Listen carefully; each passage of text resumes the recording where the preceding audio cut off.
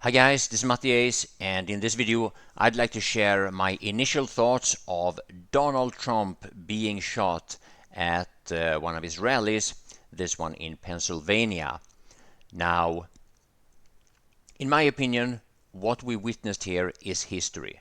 This is Donald Trump turning into an absolute legend. Now, he just went down, being hit in the ear, the top of the right side of his, the top side of his right ear was shot off, a small piece of it. There are some speculations of whether or not he was shot in the chest as well. Some people talk about him wearing a bulletproof vest. Maybe I should mention that because that is so unconfirmed. And the shooter is apparently a far left extremist. Let me see. I'll show you in a moment. First, we want to see this legendary reaction from Trump as he raises his right fist with blood smeared on the right side of his face and showing nothing but strength and determination. Just watch this. It's just legendary. It's just legendary. It took me a while before I could to just absorb this.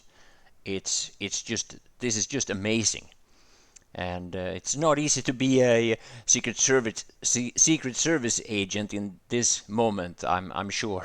they there's like, let's just stop for a moment, you know. So now, apparently, this is the shooter. I haven't been able to confirm whether or not all of this is true. Pro-migrant, pro-Hamas, pro-BLM, pro-Marxist, and all that stuff.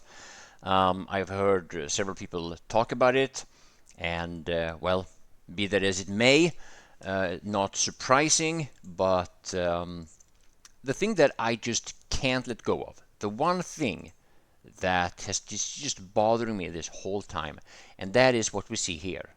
This is an aerial footage of the area where this event was happening. So obviously this red marks here on the top right side, that's where the stage is placed, and this red area here with the cross here, the X here, marks the position of the shooter. To me, this is just like, it's just surreal. Like how can this area be accessible during a rally like this? How is it like? It's like, Americans, really, what are you doing? Like, it's not like you are inexperienced with guns.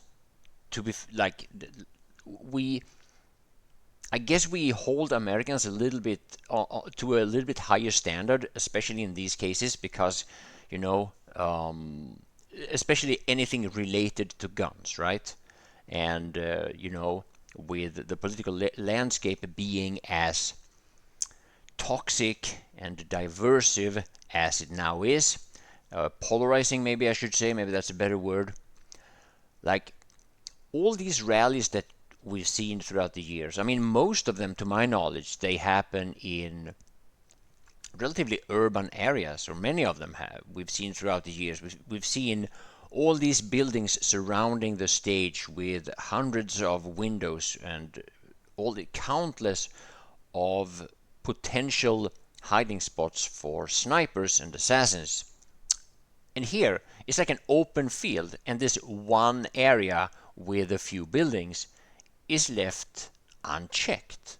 Like, how is this even possible?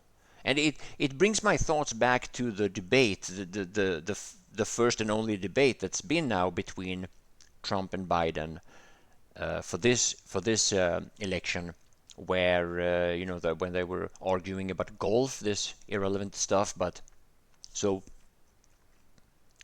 Donald Trump has been he criticized Biden for not firing any of these incompetent people that he has on his staff, for example, leaving Afghanistan the way it was, and for the economy, and so on and so forth.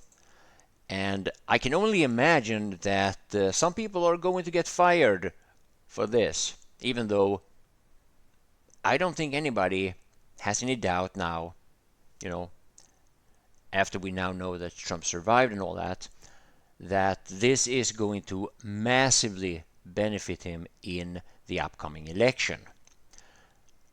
That being said, this is still not in any way okay to leave the area like this. And